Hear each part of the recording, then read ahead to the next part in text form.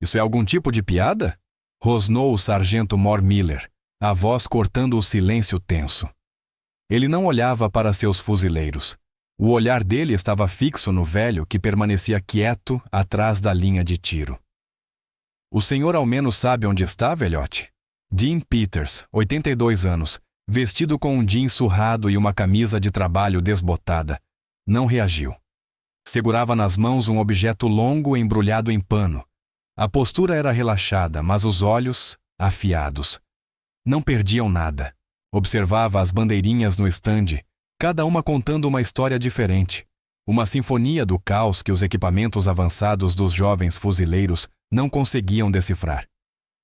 Isto aqui é um estande de tiro real, ativo, para atiradores de reconhecimento de forças especiais, continuou Miller, aproximando-se.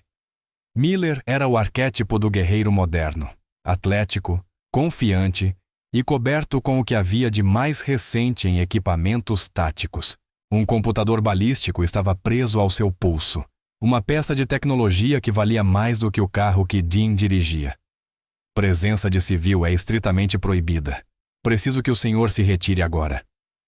O olhar de Dean passou do terreno varrido pelo vento para o sargento Mor. Seus olhos eram de um azul pálido, cor de céu de inverno, e guardavam uma profundidade que parecia absorver a agressividade de Miller sem refletir nada de volta. O vento está traiçoeiro hoje, disse Dean, a voz baixa e calma, como um ronronar. Não é um vento só, são 3. Miller soltou uma risada curta, incrédula. Alguns dos fuzileiros mais jovens se remexeram, desconfortáveis. Estavam ali a manhã inteira. Seus anemômetros Kestrel de última geração davam leituras conflitantes, e seus solucionadores balísticos cuspiam soluções de tiro que, vez após vez, se mostravam inúteis. O alvo, um pequeno boneco de aço a mais de 700 jardas. Bem que podia estar na Lua. O exercício fora concebido para levá-los ao limite, para simular os disparos impossíveis exigidos nas montanhas do Afeganistão ou nos vastos desertos do Iraque. Naquele momento, o impossível estava vencendo. 3 ventos, é? Zombou Miller cruzando os braços. Ouça, vovô. Eu até aprecio a sabedoria popular, mas temos equipamento para isso. Estamos lidando com o efeito Coriolis, desvio do giro e pressão barométrica que muda a cada 5 minutos. É um pouco mais complexo do que levantar um dedo molhado. Dean deu de ombros, sem confronto. Esse seu computador não enxerga a corrente térmica subindo daquelas rochas a 1000 jardas e não sente a descendente vindo daquele desfiladeiro à esquerda. A bandeira no alvo está mentindo para você. Ela mostra vento da esquerda para a direita, mas o vale está canalizando uma corrente no sentido oposto deste lado daqui. Você está tentando resolver um problema só, mas a bala precisa atravessar 3. Um dos fuzileiros mais jovens, o cabo Lance Evans, abaixou seu lunetão de observação. Ele vinha assistindo a miragem ferver e se agitar a manhã toda. O que o velho dissera fazia um tipo estranho de sentido. As ondas de calor fluíam em direções diferentes, a distâncias diferentes, mas ele jamais ousaria dizer isso em voz alta. Não para o Gunny Miller. O rosto de Miller enrijeceu. Seu orgulho profissional doeu. Aquele velho zelador, ele já o vira cortando a grama perto dos alojamentos, estava lhe dando lição sobre tiro de longo alcance. E suponho que o senhor faria melhor. Desafiou, a voz pingando sarcasmo. Ele gesticulou para o objeto embrulhado nas mãos de Dean. O que o senhor tem aí, afinal? A espingarda de caça de esquilo do vovô? Lentamente, deliberado, Dean começou a desembrulhar o objeto. Não era um fuzil tático moderno com coronha de fibra de carbono e chassi ajustável. Era uma coisa de madeira e aço. A coronha de nogueira estava escura pela idade e pelo óleo de linhaça, marcada e amassada de um jeito que falava de uma vida longa e dura. A ação era um conhecido ferrolho, e a luneta em cima era simples, sem as torres e retículas complexas das óticas modernas na linha. Era um M40, o fuzil de uma era passada, uma relíquia. Os snipers encararam. Aquele fuzil era uma lenda, algo que eles só tinham visto em museus ou em fotos históricas da Guerra do Vietnã. Vê-lo ali, nas mãos daquele velho, era surreal. Miller soltou um riso descrente. Você não pode estar falando sério. Acha que esse traste sequer alcança o alvo? Quanto mais acerta. O cano disso aí deve estar gasto, liso. Apontou para a coronha, para um talho particularmente profundo perto do ferrolho. Olha isso. Lugar de peça assim é em museu. Você vai acabar se machucando. No instante em que o dedo de Miller apontou para a madeira gasta, o ar cintilante do estande se dissolveu na mente de Dean. O mundo ficou verde e molhado. Ele já não tinha 82, mas 19 anos. O ar não era seco e poeirento, era espesso com a umidade sufocante de uma selva vietnamita. O cheiro de lama e decomposição pesava nos pulmões. Chovia num chuvisco morno e constante, colando o uniforme à pele. Ele estava de barriga no chão, num ninho de samambaias, perfeitamente imóvel. O coração um tambor lento e firme contra as costelas. Segurava o mesmo fuzil, a coronha de nogueira escorregadia de água e lama. O talho que Miller zombara era recente. Lasca de estilhaço de um morteiro que caíra perto demais minutos antes. Pela luneta simples, ele observava uma clareira a quase 1 quilômetro. Um inimigo montava uma metralhadora, numa posição que prenderia uma companhia inteira de seus irmãos. Sua respiração era a única coisa no mundo que podia controlar. Soltou meia respiração e segurou, deixando a cruz estabilizar. O vento, mesmo ali, era um mentiroso, rodopiando sob o dossel triplo da selva. Mas ele não precisava de bandeira. Observava o jeito que a chuva inclinava, o modo como uma única folha tremia num galho.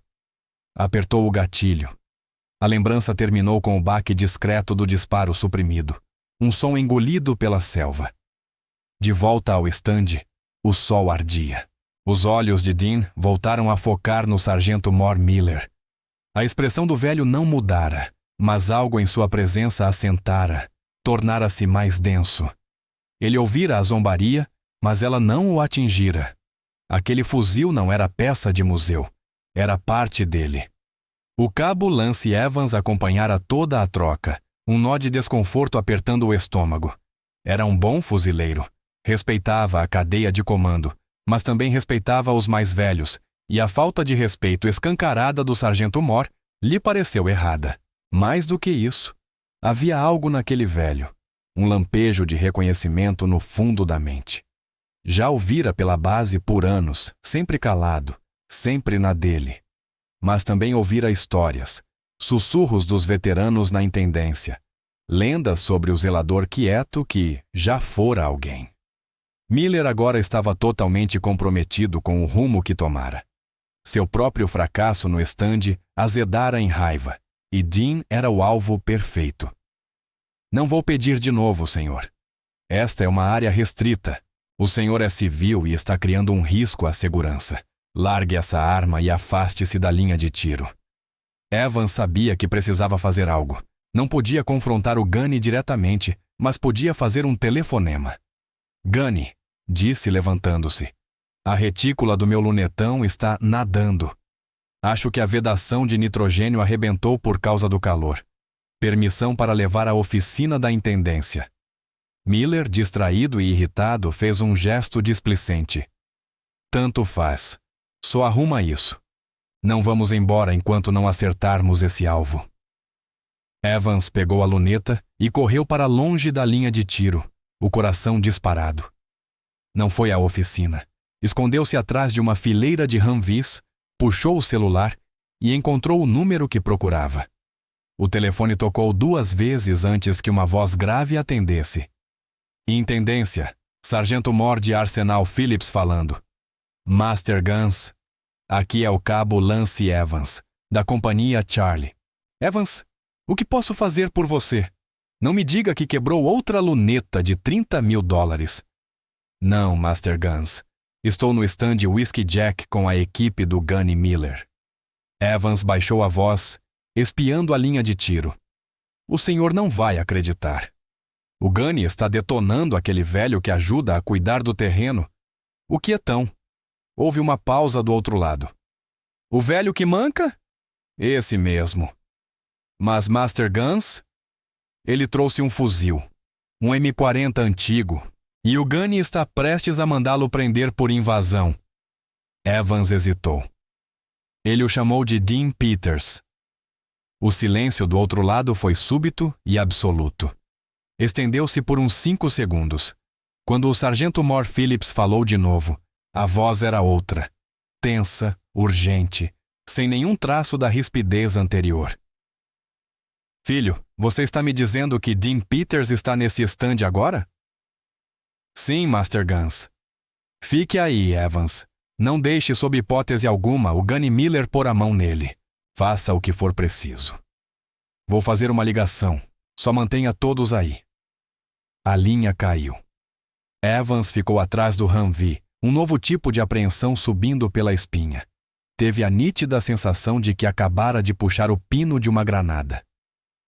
O coronel Marcus Hayes, comandante do centro de treinamento dos Raiders da Marinha, estava no meio de uma reunião orçamentária que o fazia desejar a relativa simplicidade de um tiroteio. Seu ajudante, um jovem capitão, bateu e entrou sem esperar resposta, pálido. Senhor, desculpe a interrupção, mas há uma ligação prioritária na sua linha direta do sargento Moore de Arsenal Phillips, da Intendência. Ele pediu para dizer que é um protocolo Whiskey Jack. O coronel franziu o senho. Não existia protocolo Whiskey Jack, mas ele conhecia Phillips, um homem que esquecera mais sobre o corpo de fuzileiros do que a maioria dos oficiais jamais aprenderia. Não usava hipérbole. Hayes atendeu. Aqui é Hayes. Ele ouviu. A postura enrijecendo aos poucos. Os nós dos dedos embranquecendo na mão que segurava o fone. Suas falas eram curtas, secas, numa intensidade crescente. O quê? No stand Whiskey Jack com a equipe do Gunny Miller? Quem está lá? Diga esse nome de novo. Houve uma longa pausa. Os olhos do coronel se arregalaram. Um choque profundo lavou suas feições. Tem certeza absoluta? Ouviu por mais um momento, depois bateu o telefone no berço com um estalo que fez o capitão estremecer. Levantou-se, a cadeira rangendo alto no chão. A reunião orçamentária foi esquecida. Capitão, latiu, a voz num comando baixo que não admitia discussão. Traga meu veículo agora. Diga ao sargento Moore da base para me encontrar na entrada principal em 2 minutos. Vamos para o stand Whiskey Jack. Giroflex e sirene o caminho todo. De volta ao stand, o sargento Moore Miller chegara ao limite. A recusa plácida do velho em se intimidar era mais irritante do que qualquer discussão. Chega! Cansei desse circo, declarou, elevando a voz. Deu um passo mais perto de Dean, invadindo seu espaço. Senhor, estou dando uma ordem direta para que desocupe esta instalação militar. Se recusar, vou detê-lo pessoalmente e mandar os MPs escoltarem o senhor para uma cela. Para enfatizar, estendeu a mão e pousou firme no ombro de Dean, tentando conduzi-lo para longe da linha de tiro. O senhor está interferindo num exercício de tiro real e pondo meus fuzileiros em risco. A conversa acabou. Dean não se mexeu. Nem sequer piscou. Apenas olhou para a mão do jovem no seu ombro e depois para o rosto dele. O olhar não era de raiva nem de medo. Era algo mais próximo de pena, uma tristeza profunda e cansada. Foi quando a primeira sirene cortou o ar. Começou como um uivo distante. Um som tão fora de lugar naquele estande remoto que todos pararam. Todas as cabeças se voltaram para a da estrada de terra comprida que vinha da base principal. Uma pluma de poeira se erguia, crescendo a cada segundo. Não era um veículo. Era um comboio. 2 Humvees pretos de comando e uma viatura da polícia militar. Luzes piscando silenciosas sob o sol forte, avançando numa velocidade que comia a estrada. O comboio freou a poucos metros da linha de tiro, portas se abrindo antes de os veículos pararem por completo. O primeiro a descer foi o coronel Hayes, uniforme impecável, rosto uma máscara de fúria fria. Logo atrás vinha o sargento-mor da base, um homem que parecia talhado em granito. Todo o estande emudeceu. Os snipers que observavam o confronto entre seu Gunny e o velho puseram-se em posição de sentido. O sargento-mor Miller congelou, a mão ainda sobre o ombro de Dean. A confusão completa e o horror nascente se espalhando no rosto. 15 anos de corpo. E ele jamais vira o comandante da base e o sargento-mor chegarem a qualquer lugar. Quanto mais a um estande de tiro, com tamanha velocidade e intensidade. O coronel Hayes ignorou completamente Miller. Seus olhos estavam cravados em Dean. Avançou decidido, as botas estalando na brita, parando bem diante do velho. Olhou para a mão de Miller no ombro de Dean e os olhos estreitaram até virarem fendas perigosas. Miller puxou a mão de volta como se tivesse se queimado. Então, aconteceu o impensável. O coronel Hayes, um coronel pleno no comando da instalação de treinamento mais elite do corpo de fuzileiros, levou a mão à quepeira e executou a saudação mais aguda e impecável que Miller já vira. As costas retas como vara, o braço travado, o olhar puro respeito. Sr. Peters, a voz do coronel ribombou pelo estande silencioso. Peço desculpas pela conduta dos meus fuzileiros. Não há desculpa para a falta de respeito que o senhor sofreu aqui hoje. Um suspiro mudo percorreu a fileira de jovens snipers. O sargento-mor parecia de pedra, queixo caído, rosto lívido. Em menos de 30 segundos, passara de comando total a alvo da ira de um coronel. O sargento-mor da base aproximou-se de Miller e sussurrou, baixo e aterrador. Sargento-mor, em nome de Deus, o que diabos você achou que estava fazendo? O coronel Hayes manteve a saudação até que Dean fez um aceno lento, quase cansado. Só então baixou a mão. Virou-se para o grupo atônito de snipers, a voz fria, dura, carregando o peso do comando. Fuzileiros, vocês vêm fracassando neste teste a manhã inteira porque acreditam que a tecnologia pendurada nos seus fuzis os transforma em atiradores. Foram humilhados por uma milha de ar. E na frustração, o líder de vocês escolheu mirar sua desconsideração em um homem cujas botas ele não é digno de engraxar. Apontou para Dean. Para sua educação, permitam-me apresentar o homem a quem vocês faltaram com respeito. Este é o Warrant Officer-Chefe 5 Dean Peters, reformado. Ele, literalmente, escreveu a doutrina de tiro em ângulo alto e vento cruzado extremo que vocês todos estão falhando em aplicar. No Vietnã, não havia nomes para os snipers inimigos, mas o inimigo tinha um nome para ele. O fantasma do vale, Achau. Os olhos do coronel varreram os rostos jovens, agora máscaras de assombro e choque. O Sr. Peters detém a terceira maior confirmação de abate da história do corpo. Um disparo que fez em plena monção, com ventos que fariam o dia de hoje parecer uma brisa calma. E ele fez esse disparo. O coronel pausou, deixando as palavras assentarem com máximo impacto, com o mesmo fuzil que o seu sargento-mor acabou de chamar de peça de museu. Virou-se para Dean. Sr. Peters, senhor, nos daria a honra de mostrar a estes homens como se faz? Dean assentiu devagar. Caminhou até a posição de tiro vazia, não com a eficiência brusca dos jovens, mas com uma economia de movimento lenta e deliberada. Deitou-se no tapete, acomodando-se atrás do velho M40. Não usou bipé. Apoiou a telha do fuzil na sua velha mochila surrada. Demorou alguns instantes apenas respirando, os olhos varrendo toda a extensão do estande. Os seus computadores procuram dados, disse, calmo, didático, falando aos fuzileiros silenciosos. Vocês precisam procurar sinais. Veem aquele tremor sobre as rochas a 1000 jardas. Está fluindo da direita para a da esquerda. É térmica. Mas olhem a grama naquele talude a 1500. Mal se mexe e pende na sua direção. O vento volta sobre si mesmo lá. A bandeira no alvo está lá atrás, pegando a corrente principal. É uma finta. Vocês têm que mirar numa janela do vento. Fez alguns cliques tranquilos nos botões de elevação e deriva da luneta. Ajustes simples, seguros, fruto de uma vida de observação. Colou a face à madeira gasta da coronha, uma posição que já assumira milhares de vezes.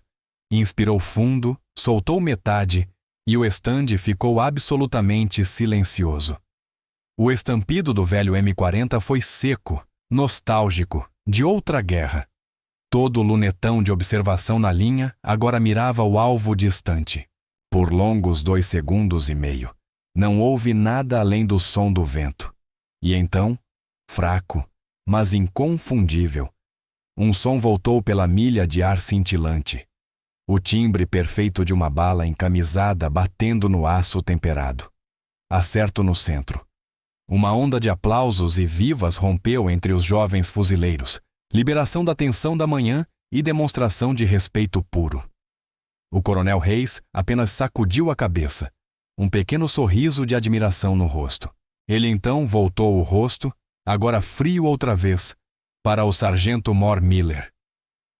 Sargento Mor, disse, a voz perigosamente baixa. Sua arrogância o cegou para o seu dever.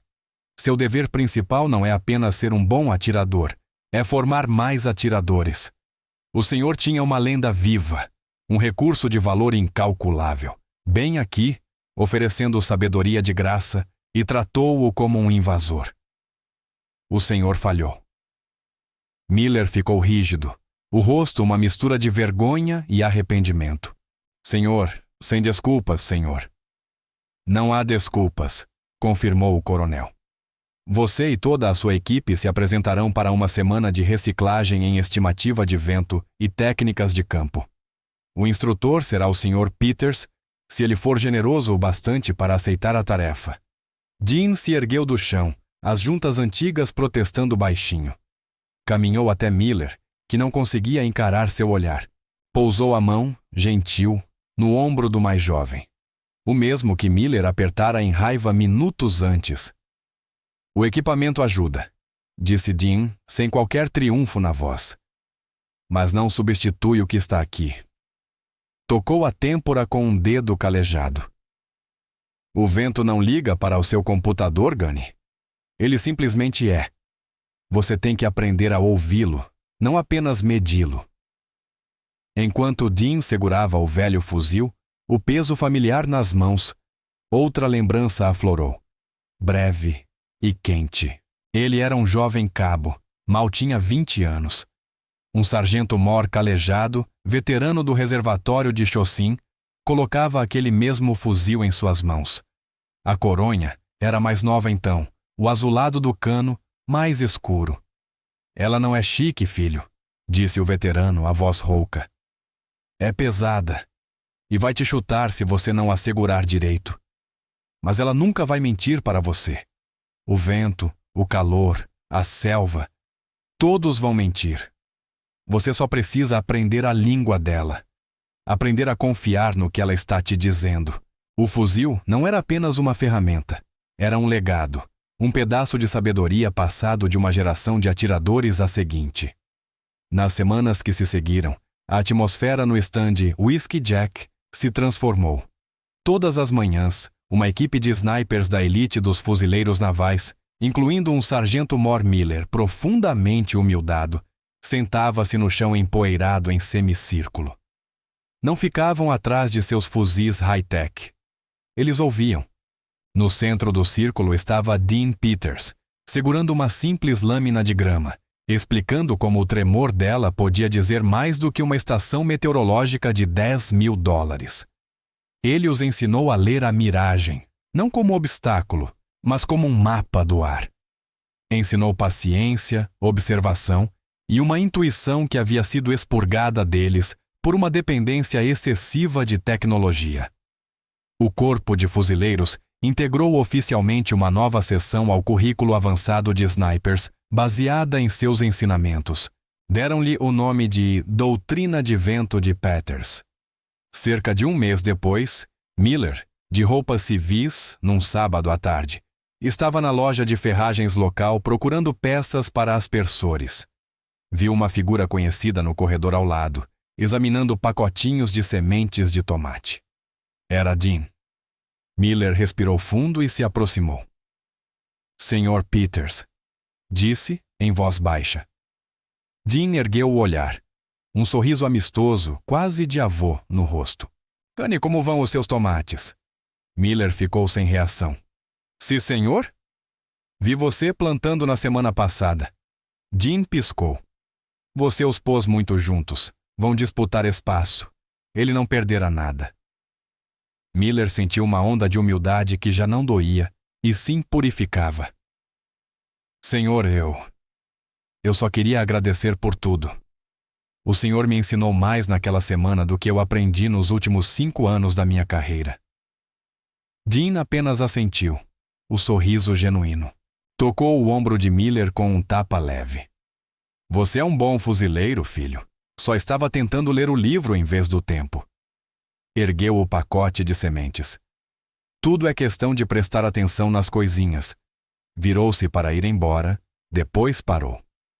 Só continue ouvindo, filho. Só continue ouvindo. Miller o acompanhou com o olhar. Um velho quieto que lembrara a uma geração inteira de guerreiros que a arma mais poderosa não é a que você segura nas mãos, mas a sabedoria que carrega na cabeça.